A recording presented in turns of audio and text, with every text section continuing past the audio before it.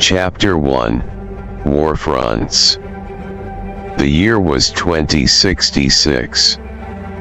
Not that most of the public thought much about that.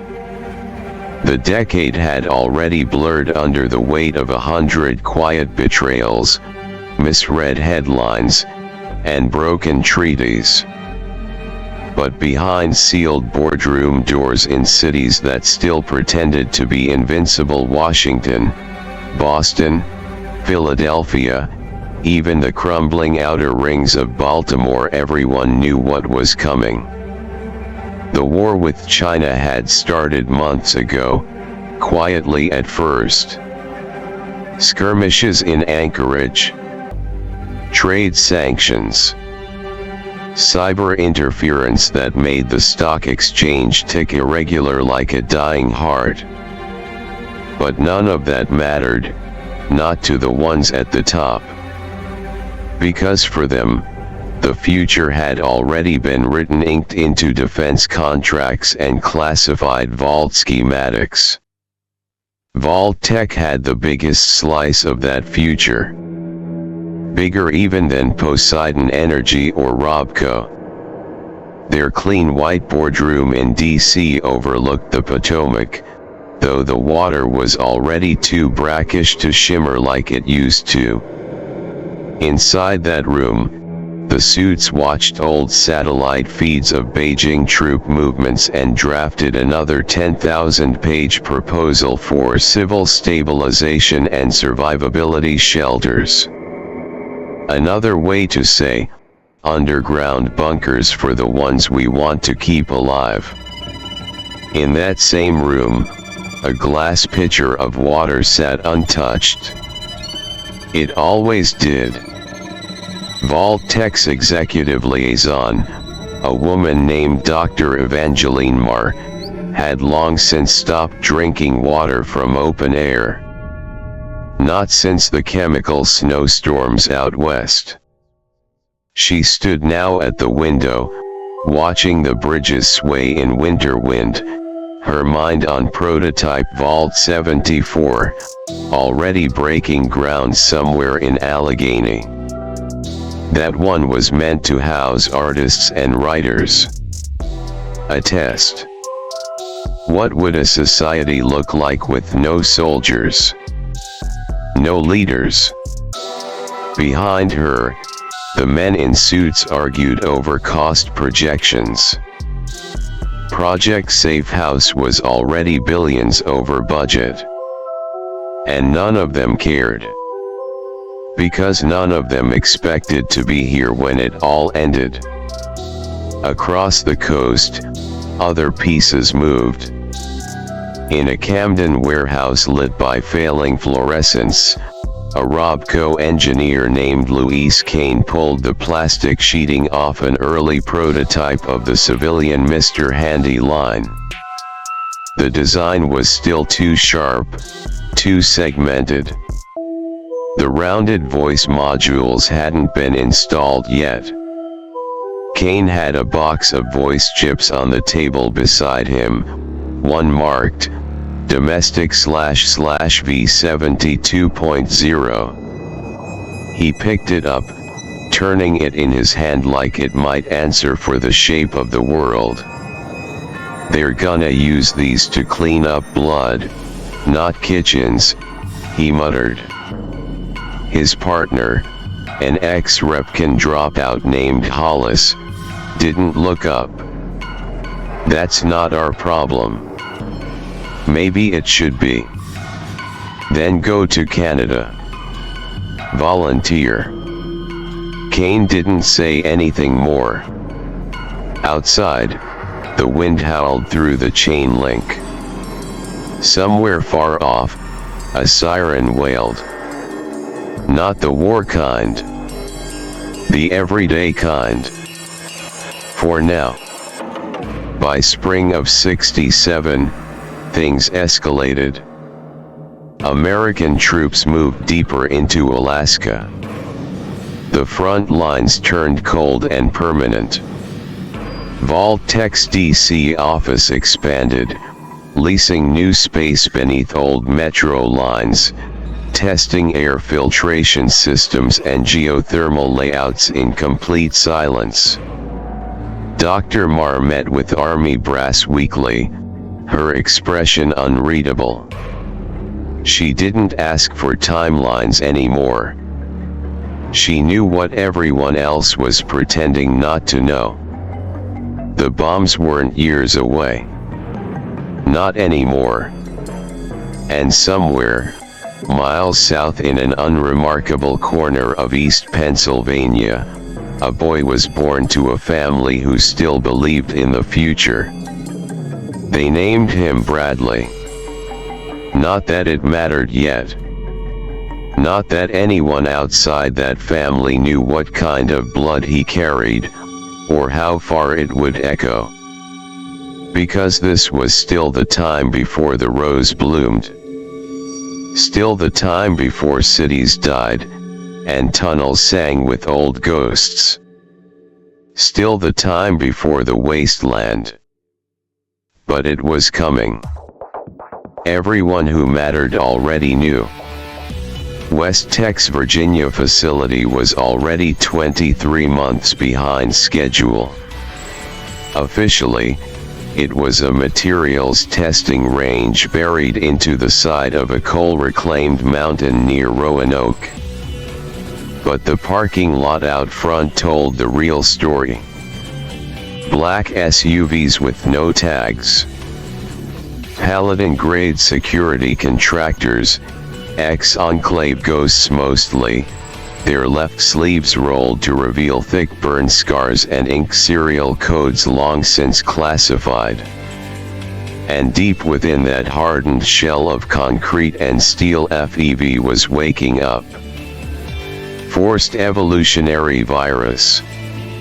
It hadn't even been named that yet, not formally.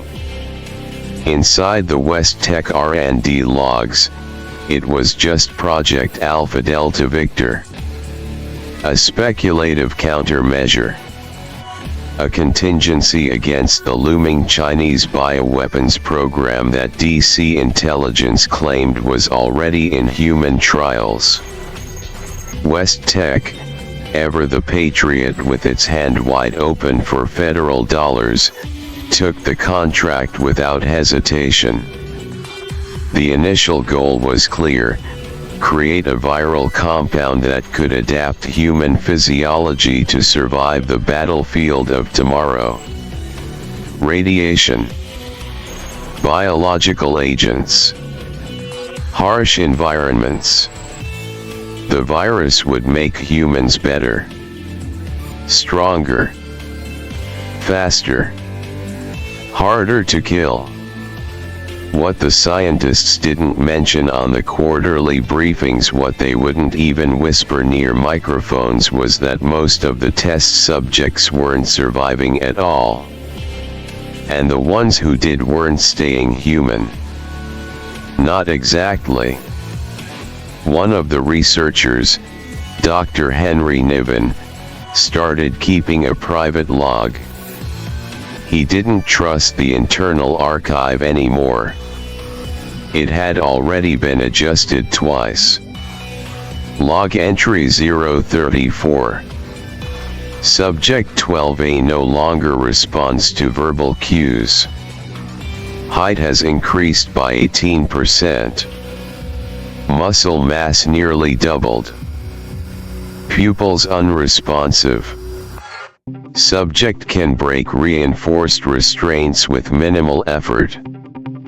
Behavioral shift suggests complete loss of human empathy. West Tech brass insists trials continue. This is no cure. This is a weapon. That was February. By May, the Anchorage front had stabilized, but at a horrifying cost. Over 10,000 American soldiers dead. Twice that wounded. China had deployed something new, something no one was ready for. Some said it was a radiation pulse mine. Others said it was psychological, a signal weapon that made troops hallucinate, hear things, lose sense of time and direction. No one knew for sure. And the Pentagon didn't care. They just wanted something worse to send back. Enter FEV. Meanwhile, Poseidon Energy quietly expanded its offshore reactors. No press releases. No ribbon cuttings. Just barges headed into the Atlantic, loaded with sealed cores and crane assemblies. Rumors swirled in military think tanks about power armor farms floating training hubs for elite units, likely T-51 series.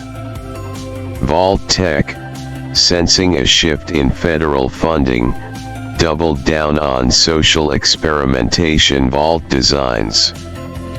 Vault 53 was already being built with intentionally defective electronics. Vault 12. No proper seal on the outer door. In a memo sent from corporate to high-level regional architects, the phrase "observe long-term human response to sustained radiation exposure" was used like it was a line item on a grocery list. No one blinked. Back in DC, the president's face still appeared on screens, still told people things were fine. That liberty would prevail. That Anchorage was under control. But the East Coast wasn't sleeping easy anymore. Not after the stock crash in Boston. Not after the sabotage in Norfolk's fusion yards. Not after the blackout in New York, the one they blamed on windstorms but which quietly took down 2 military satellites and the emergency bunker grid beneath Manhattan. There was a quiet war happening beneath the surface. America was smiling on the outside, bleeding from the inside. And the deeper you looked, the more places like West Tech you walked through, the more it became clear. The future wasn't going to be won. It was going to be survived.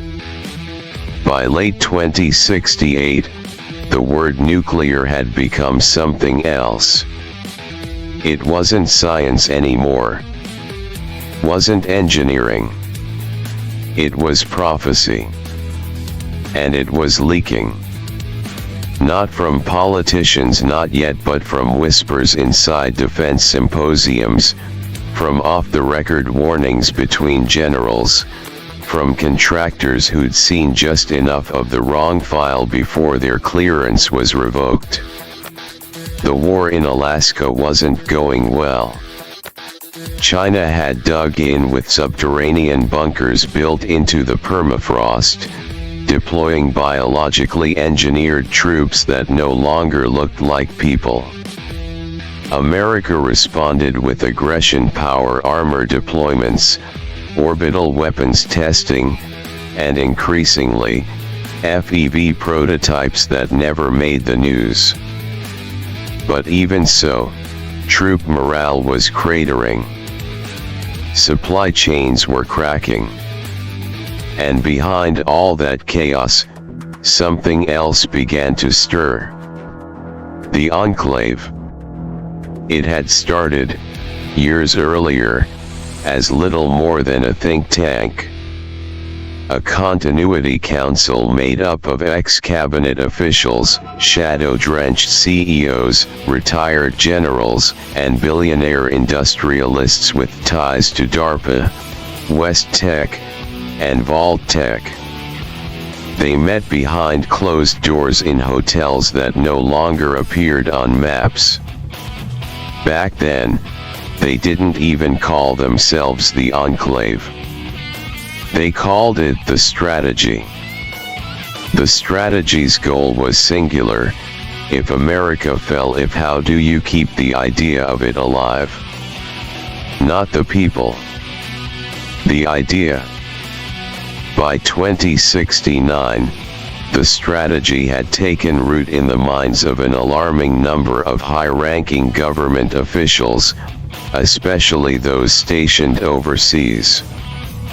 Quiet coups were happening in embassies. Defense contractors were swapping contracts like playing cards, aligning with the secretive networks behind the scenes. And someone no one knew who finally named it what it was. The Enclave. By the turn of the next year, the Enclave was no longer a theory passed between paranoid insiders. It was a growing ideological divide within the US government itself. One side wanted to win the war. End it with numbers, with FEV, with firepower, with superiority. The other side, the Enclave, was already thinking post-war, post-society. They weren't planning to win. They were planning to inherit.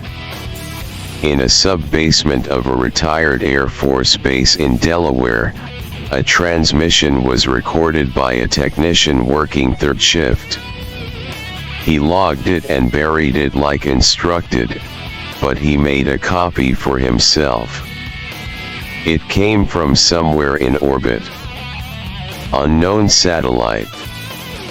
Transmission 8B7, timestamp 341 EST. This is Facility Athena. Repeat, Athena. Radiation event simulations complete.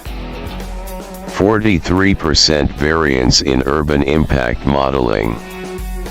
Recommending immediate initiation of Continuity Plan Protocol Zulu.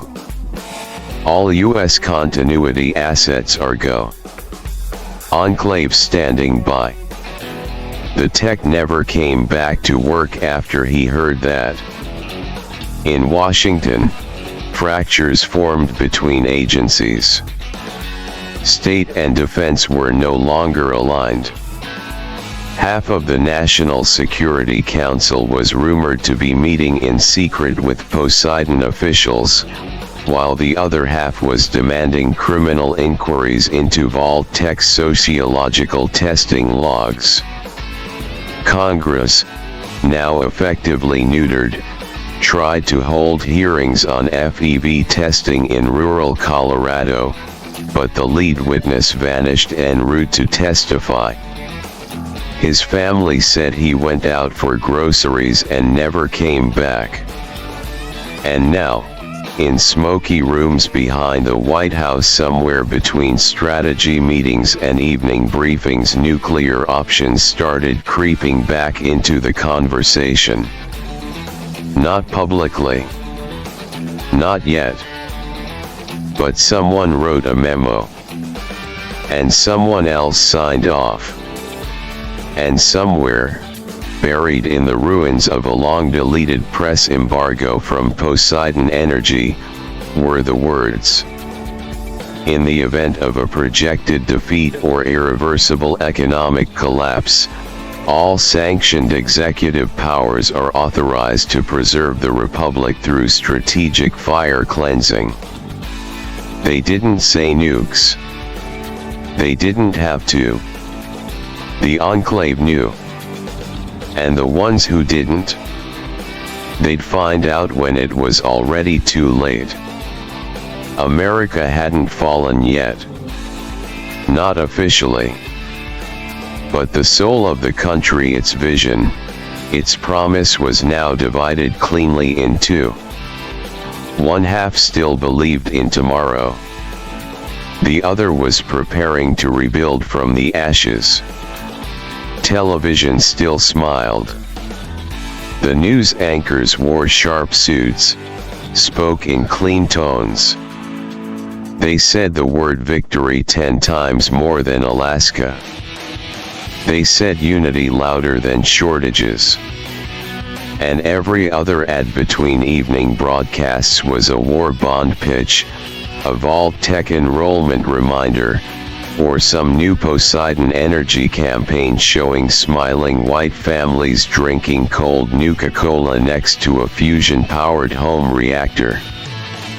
But underneath the screen glow and supermarket calm, paranoia was a rising tide. America wasn't just at war overseas anymore, it was at war with itself. And it was getting harder to tell who the enemy actually was.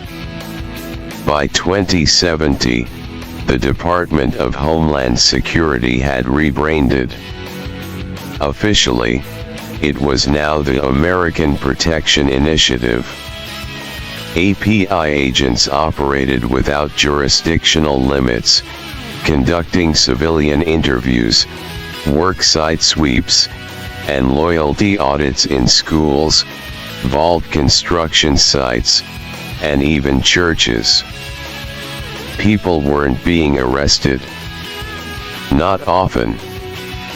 That would cause panic. They were just disappearing. Transferred. Reassigned. Reviewed. A new word emerged in the public lexicon: subversion. Subversion wasn't about violence. It was about doubt. It was buying from the wrong supplier, asking the wrong question, posting a comment on an intranet forum that someone flagged for social destabilization. The Enclave's fingerprints were all over this, but never directly. They worked through proxies, shell corporations, old war buddies in the DOD. It didn't matter which coast you were on.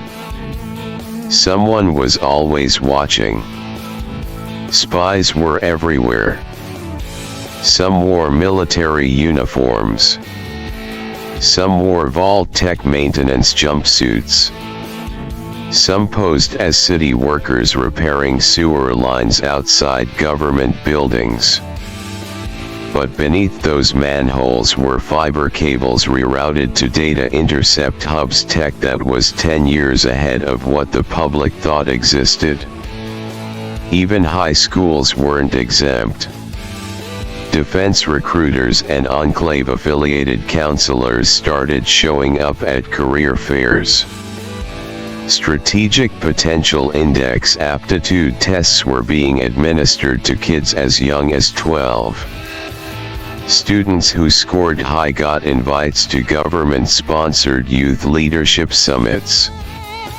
The ones who scored low, they were quietly added to a watch list. In rural Texas, the family of a West Tech whistleblower was burned alive in what the local fire department claimed was a power system failure.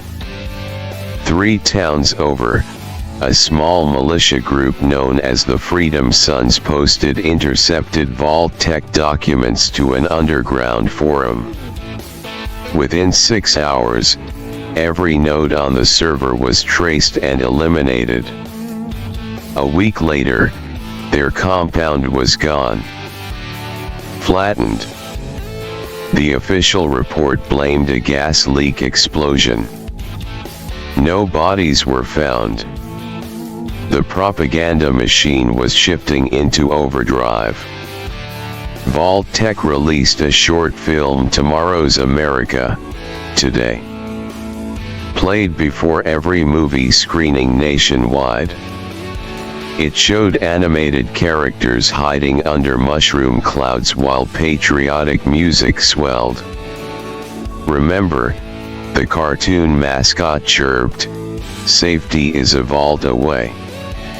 Meanwhile, Robco's Mr. Handy series started coming standard with pre-installed phrases like, "Report suspicious activity to your nearest API liaison." Unauthorized deviation from civic routines may result in audit. We are all in this together, citizen. And then there were the radios. Stations once dedicated to bluegrass or fusion jazz now played military time update blocks every 15 minutes. Little interludes like, "The President reminds us, loyalty is more than words, it's action." Report hoarding. Report dissent. Stand proud, stand together. The enemy wears many faces. Nobody ever said who the enemy was. But by now, everyone had their guesses. Your neighbor. Your boss. Your daughter. Maybe even yourself. The dream of America hadn't died. Not yet. But it had gone mad. And as the whispers of preemptive strike plans grew louder, as the enclave spread its roots through the bones of government, as Vault-Tec finalized its last batches of secret vault experiments, as West-Tec ran its final trial, the question was no longer if the bombs would fall. It was how many, and who would still be left to count them. Vault-Tec kept the lie elegant. The official number of vaults, as published in government white papers and publicly distributed press kits, was 122. Later it became 137. Eventually, after expanded congressional budgeting, they admitted to 217. But that was just the surface layer, the smoke screen for public reassurance and polite television interviews. In reality, by the year 2071, Vault-Tec had built or begun constructing over 2,000 vaults across the continental United States alone. Most of them were hidden, some literally underground, others tucked into corporate basements, beneath repurposed industrial zones, inside decommissioned military bases, or camouflaged by natural terrain like sinkholes and abandoned mines. They had vaults inside mountains and beneath luxury arcology towers built by Poseidon. One was built under an amusement park. One was inside the hollowed-out skeleton of a cathedral. And almost no one, not even the people assigned to them, knew the full scope. The deception was surgical. A civilian conscripted to Vault 738 might be told, "Your number reflects your district." The 700s correspond to the Eastern Coal region. Another, sent to Vault 1914, might be told, "Ignore the high number, it's a code error from the central processing hub." Doesn't mean anything. If someone noticed that a family in the next county over also got assigned to a Vault 738, Vault-Tec Systems flagged it for auditory reassignment. They'd receive a new briefing within 48 hours. A new vault. A new explanation. Others were told it was a promotional code. A beta vault. A military offshoot. In some cases, they weren't told anything at all. They were just put on a truck, driven through 3 states, led into a metal door. The truth behind the vault number system was a chaotic mosaic of lies and silent directives. Vaults with triple digits starting in 1 were the only ones ever publicly acknowledged. Vaults in the 2000s were operated in partnership with the early Enclave Initiative, hidden survival sites for select government and military personnel. Vaults marked 9XXX were ghost vaults, experimental vaults never meant to be found again, built for edge case testing or one-time use. Vaults with alphabetical suffixes, like Vault 47B or Vault 602Q, were multi-winged facilities, each isolated from the others under different pretenses. And then there were the echo vaults, cloned vaults with the same number as existing ones but located elsewhere entirely, populated by test subjects unaware that their vault's designation was duplicated 3, 4, sometimes 5 times across the country. These echo vaults served a singular purpose: to test variables. Same number, different demographics. Same layout, different social rules. Same mission, different lies. In a 2072 classified memo intercepted by an Enclave-aligned analyst and later buried, a Vault Tech regional director wrote, "We are no longer tracking the Vault population by name. We track by behavioral divergence. There are now 87 vaults designated as 101s. Let the citizens think it's a database glitch. They won't remember numbers when the sky turns white." Meanwhile, the media machine did its part. Vault Tech ran ads with animated mascots pointing at big red signs. "Only 1 in 1,000 will make it in. Will you be lucky enough to be assigned a vault?" What they didn't say: most people were already assigned. They just hadn't been told yet. And when the day came, the day everyone feared but no one believed would come, they'd be herded into doors they didn't understand, into numbered tombs with broken clocks and padded truths.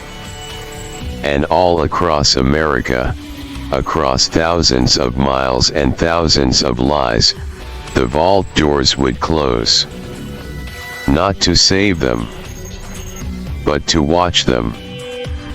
Because by then, the real experiment wasn't about survival.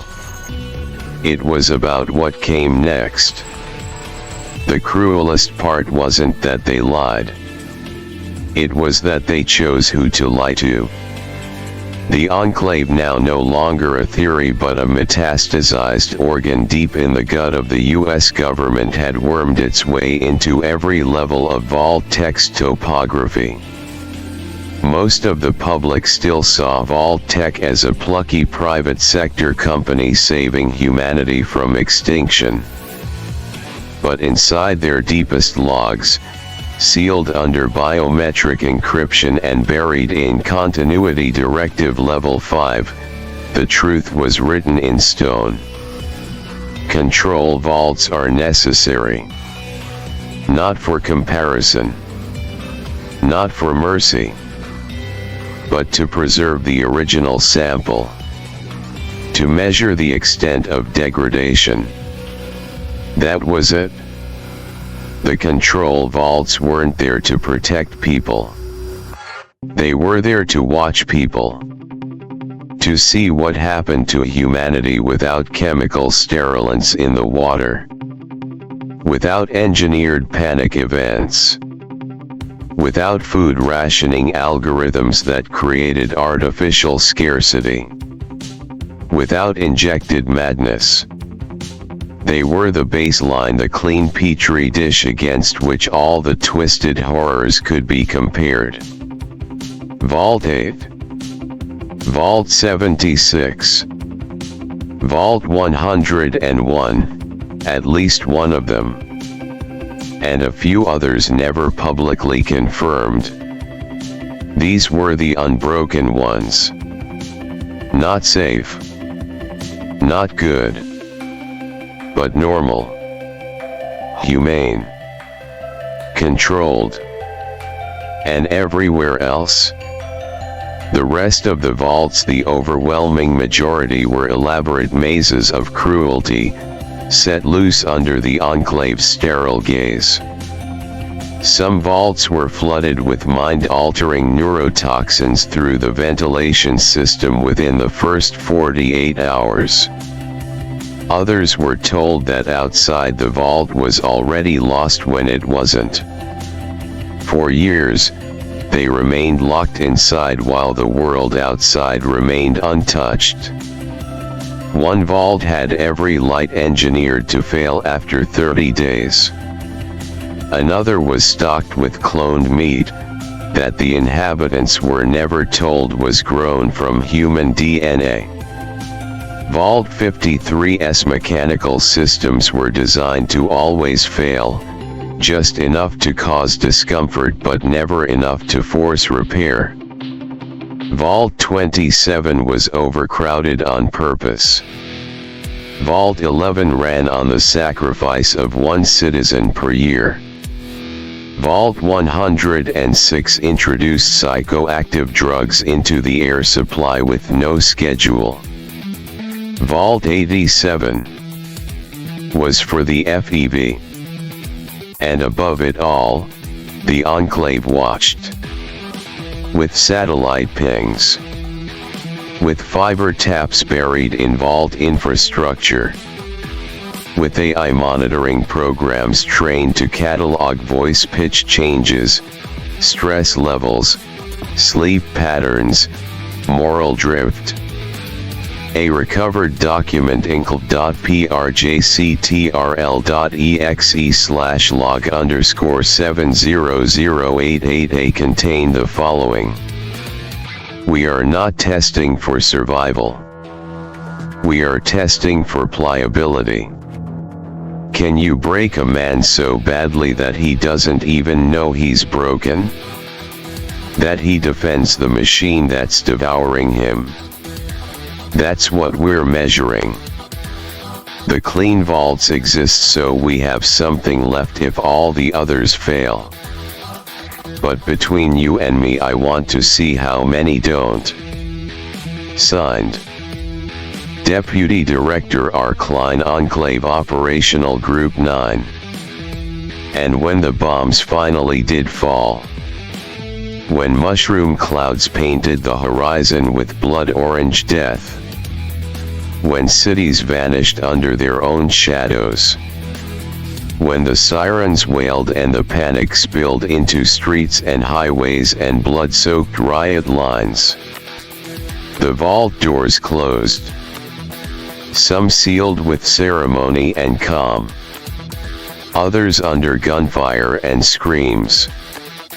Some never closed at all, and some were sealed before the alarms even rang.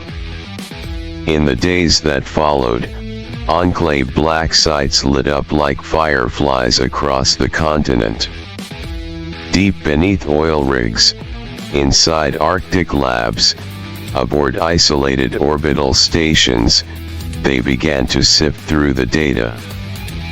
Behavioral logs, heart rate spikes, conversations, betrayals. The great experiment had begun. They weren't watching for salvation. They were watching for the moment when humanity snapped. Because the Enclave didn't want to save the world. They wanted to see how far they could push it. Before the pieces stopped looking like people. They didn't fear the end of the world. They craved it. In darkened sublevels beneath Poseidon control hubs and on encrypted inter-satellite loops, the Enclave wasn't speaking in terms of if anymore. The word inevitable had become their doctrine.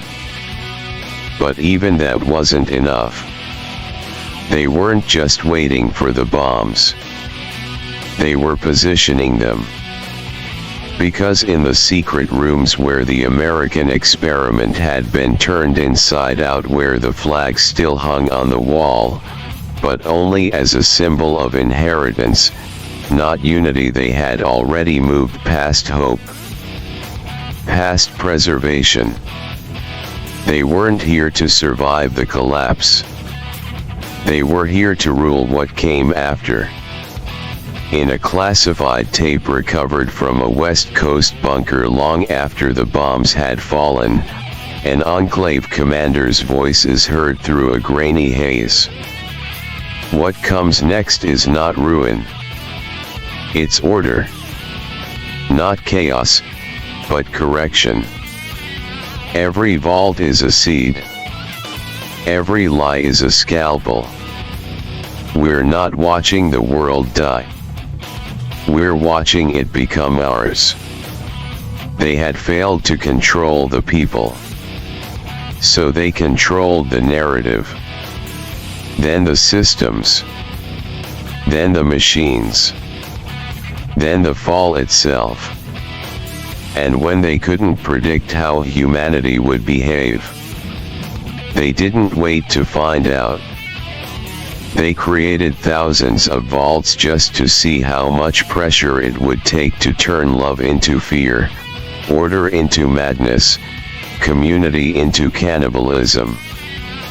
And through it all, they smiled. Not because it was working, but because it was theirs. The pre-war years weren't a countdown. They were a coronation. The Enclave saw the apocalypse not as a tragedy but as a boardroom acquisition. A clean wipe. A tabula rasa. They spoke of genetic purification in the same breath as resource realignment. They measured FEV variance against DNA charts like stock dividends. They used words like acceptable degradation, moral drift threshold, and civil dissociation curves. They made charts for how many survivors were too many. Because peace was never the goal. Control was. And chaos. That was just the opening they needed. When the first satellites blinked offline. When the panic spread faster than the bombs. When people screamed and ran for vault doors they never found. The Enclave didn't panic. They poured drinks. And toasted the ash that would rise. Because finally the world was quiet. And it was theirs to rebuild. From fire. From steel. From data. And from whatever broken pieces of humanity still crawled up from the dark, begging for a new order. They would be there. Waiting. Smiling. Already in control. The calendar lost meaning after 2073. Not officially. Dates still rolled by on government memos. School children were still told it was the year of progress, and Vault Tech still published glossy flyers about upcoming civic readiness events. But underground beneath the ashes of public knowledge and under the hum of black site fusion cores the world had already moved past the countdown. By now, the clock was just for show. The Enclave didn't count time like the rest of the world. They counted checkpoints. 2073 was the year of central severance, the final quiet disconnect of the public emergency network from any civilian oversight. Communications now ran through Enclave-moderated proxies. What the world saw was what the Enclave wanted it to see. 2074 was FEV0 when subject series Delta C became viable, when mutations stopped being accidents and started being intentional. The last handful of test vaults came online. Echo vaults were sealed in places so remote they wouldn't be discovered for a century. Vault-Tec's internal logs recorded their official purpose as deep wilderness continuity pods. The actual file tag: post-human variable observation sites. And now, it was 2075. The air tasted like ozone more often now. The sky was wrong at sunset. The horizon shimmered sometimes just slightly like a heat wave behind the clouds. And no one asked why anymore. They were too tired. The cities had changed. Washington, D.C. was fortified in ways no one talked about. Whole districts were quietly under renovation, but really they were being converted street by street into concrete bunkers and drone launch hubs. Boston's Commonwealth region was under constant surveillance. Entire neighborhoods had vanished into construction zones with barbed wire fences and smiling Vault-Tec mascots. It was said you could hear humming beneath the streets at night like turbines the size of cities. West Coast trade routes had gone silent. The Pacific military fleet was repositioned but never resurfaced in public updates. In New York, blackouts had become weekly, and no one repaired the grid anymore. Police stations were being converted into automated defense hubs. Not with people. With algorithms. With bots.